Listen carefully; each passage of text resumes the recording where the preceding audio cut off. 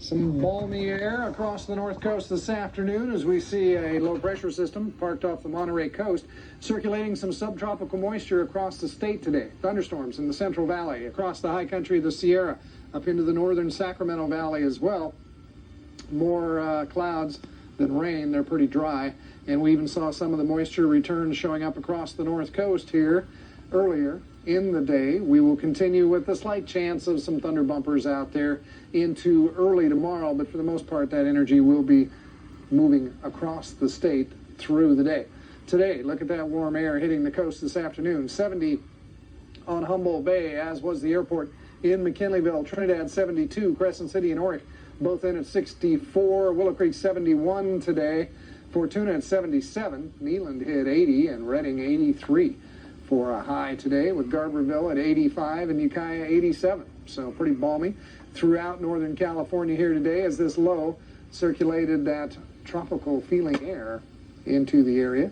And if you really closed your eyes and stretched, it almost smelled like pineapples, if you have a good imagination. Again, this low will be crossing to the east here through the day tomorrow. It'll take the cloud cover with it.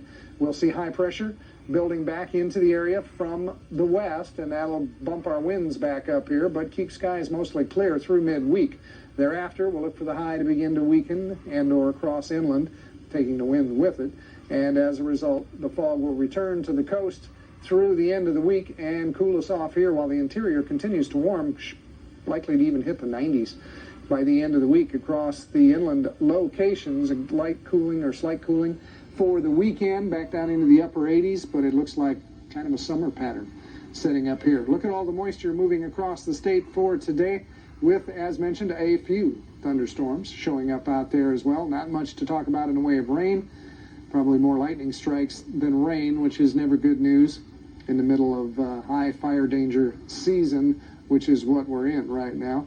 And again, we will see this energy leave the state through the day tomorrow.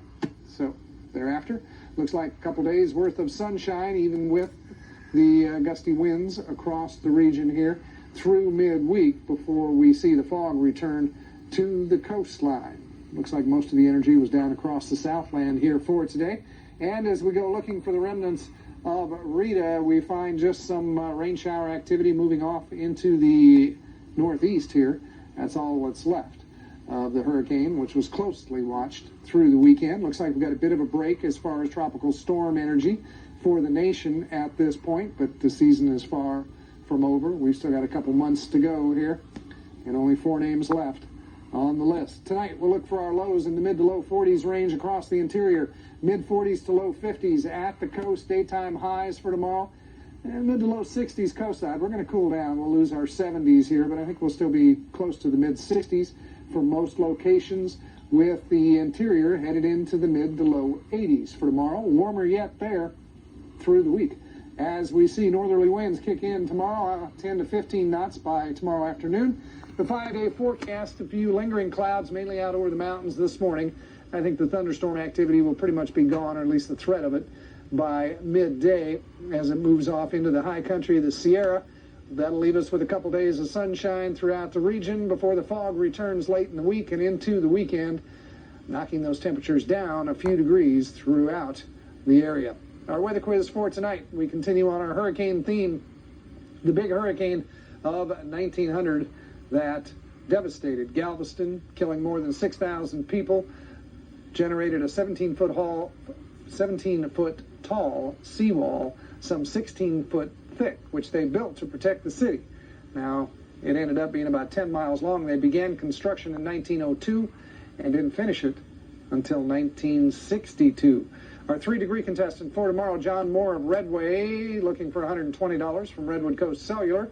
We'll see how my forecast holds up come tomorrow night, because right now we're heading on back to the desk. Thanks, Jim.